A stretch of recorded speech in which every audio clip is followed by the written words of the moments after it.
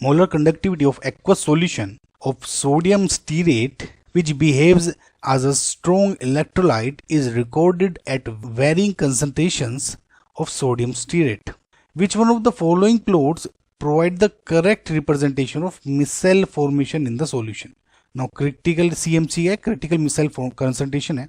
अब देखिए गाइज, इसमें आपके दो टॉपिक जुड़े हुए हैं. एक तो है आपका इलेक्ट्रोकेमिस्ट्री का कंडक्टेंस और दूसरा है सरफेस केमिस्ट्री का टॉपिक, यानी जो ये CMC मिसेल फॉर्मेशन होती है. जैसे सोडियम स्टीरेट क्या है, बेसिकली क्या है, सोप सॉल्यूशन को, राइट, सोप सॉल्यूशन है, झाग, उसका पॉइंट लिया गया है इसमें. देखा ही सबसे पहले तो ये जो लैम्डा एम और रूट सी का ग्राफ दिया है ये ऐसे ही नहीं दिया है. ये जो देखिए इन्होंने इसमें बोला है कि molar conductive aqueous solution of sodium stearate behave as strong electrolyte. Now we know guys for strong electrolytes जो एक मोलर कंडक्टेंस दी गई होती है, इसका एक फॉर्मूला है lambda M equals to lambda naught minus A root C. इसको आप क्या बोलते हैं, डिबाई हकल ऑनसेगर थ्योरी. ये होता है फॉर स्ट्रॉन्ग इलेक्ट्रोलाइट्स. अगर फॉर वीक इलेक्ट्रोलाइट होता तो आपकी कोलरोश कंसेप्ट लगता ना, क्योंकि इसमें स्ट्रॉन्ग इलेक्ट्रोलाइट दिया है तो आप इसको ये फॉर्मूला यूज करेंगे. नो ये जो लैम्डा एम है ये मोलर कंडक्टिविटी है एंड लैम्डा नोट क्या है, molar conductivity eight infinite dilution. या मैं ये कहूँ कि जैसे ही इतना आपका जो सॉल्यूशन है इतना डाइल्यूट हो गया कि जो कंसंट्रेशन है आपके एक्चुअल इलेक्ट्रोलाइट की इज मतलब लगभग जीरो ही होगी, जीरो नहीं हुई है लेकिन लगभग जीरो होगी, तो इनफाइनाइट डाइल्यूशन हो गया.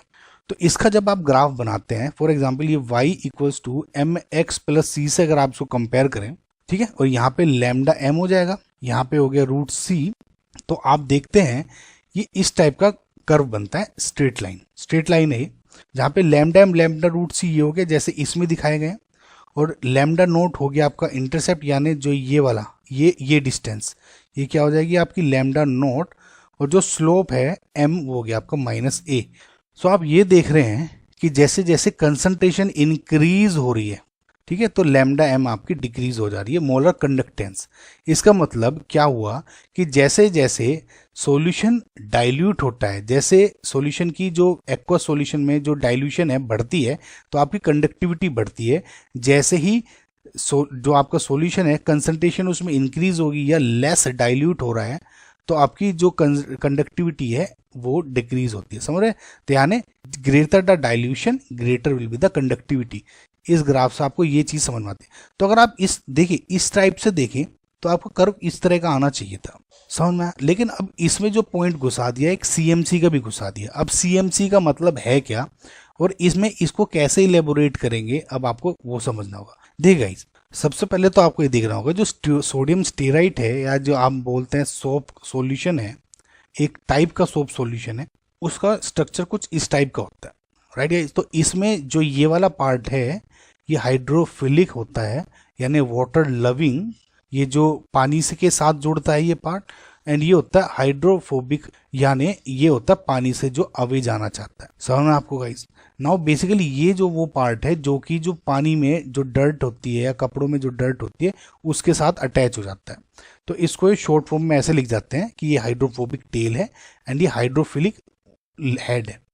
नाउ क्या होगा, ये जो टेल है ये डर्ट के साथ मिल जाती है, ये टेल पानी के साथ मिल जाती है, यानी जब पानी फैलाते हैं झाग निकालने के बाद तो वो इस पूरे के साथ डर्ट आपकी निकल चली जाती है.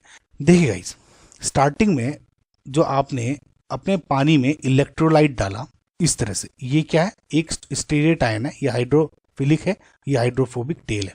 ये क्योंकि स्ट्रॉन्ग इलेक्ट्रोलाइट दिया गया है तो अंडर नॉर्मल कंडीशन ये होना चाहिए था कि जो लैम्डा एम और रूट सी का है तो ये वाली कंडक्टिविटी का ये ग्राफ बनना चाहिए था. सिंपल समझ में कि अगर मैं इसकी कंसंट्रेशन इंक्रीज कर देता हूँ यानी थोड़ा और साबुन डाल दूं तो इसमें बिजली का जो प्रभाव होगा, इलेक्ट्रिसिटी का प्रभाव होगा, कम हो जाएगा. या अगर इसमें साबुन थोड़ी सी निकाल दूं किसी तरह से, मतलब पानी बढ़ा दूं तो कंडक्टिविटी बढ़ जाएगी. ये होना चाहिए था. लेकिन गाइस क्या होता है, at a particular concentration and temperature, ठीक है, अब ये क्या होगा, जैसे जैसे आप साबुन बढ़ा रहे हैं, इसमें साबुन बढ़ा रहे हैं, एक ऐसी कंसंट्रेशन आ जाती है जिसको आप CMC बोलते हैं, यानी उस CMC के बाद ये बेसिकली मिसेल फॉर्मेशन शुरू हो जाती है। इसको पॉइंट को आप समझने की कोशिश करें, क्या होगा देखिए, स्टार्टिंग में क्या है, स्टेरेट आयन सरफेस पे है, लो कंसंट्रेशन पे तो इस टाइप से रहेंगे। जैसे आपने कंसंट्रेशन बनाई तो बेसिकली क्या करते हैं, इस तरह की सॉल्यूशन जो कंपाउंड है ये बनना शुरू हो जाता है और ये आपस में एक तरह से गुच्छा बनाना शुरू कर देते हैं। सो इस गुच्छे की वजह से जो नंबर ऑफ आयंस है, अब देखिए गुच्छा बन गया तो नंबर ऑफ जो फ्री आयंस है that can conduct electricity way reduce हो गए। देखिए कंडक्ट इलेक्ट्रिसिटी जो फ्लो करती है किसी सॉल्यूशन में is because of these ions.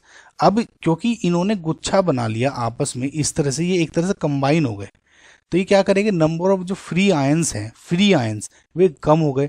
जैसे ही नंबर ऑफ फ्री आयंस कम हुए, कंडक्टिविटी और डिक्रीज होगी और ग्रेटर रेट से डिक्रीज होगी। समझ में आपको गाइस? इसको अगर मैं दोबारा से ड्रॉ करूं, साबुन है, आपने सॉल्यूशन में साबुन बढ़ा रहे हैं, एक मतलब सपोज ये 10 लीटर पानी था, फिक्स है, इसमें आप साबुन बढ़ा रहे हैं, डिक्रीज हो रही थी कंडक्टिविटी। जैसे ही CMC वाला पॉइंट आया, वो कंसंट्रेशन जिसमें अब इसके ऊपर ये गुच्छे बनने शुरू हो जाएंगे। जैसे ही गुच्छे बनने शुरू हुए, number of ions that could carry electricity वो रिड्यूस हो गया। तो अब क्या होगा, जो लैम्डा यानी इलेक्ट्रिसिटी कंडक्ट होना और ग्रेटर रेट से डिक्रीज हो जाएगी। समझ रहे? तो ये क्या होगा, पहले यूं जा रहा होता तो अब और स्लोप और ये हो गया। समझ में आपको गाइस मैं किस तरह कह रहा हूँ? तो यानी डिक्रीज तो अब भी हो रही क्योंकि कंसंट्रेशन इंक्रीज, लेकिन अब ग्रेटर रेट से डिक्रीज हो रहा है लैम्डा। तो बेसिकली इसमें यही पूछा था। आई होप गाइज आपको मैं समझा पाया होगा, एक बार दोबारा देखें इसको। सो इसके अकॉर्डिंग जो आपका आंसर क्या हो गया, ऑप्शन सी।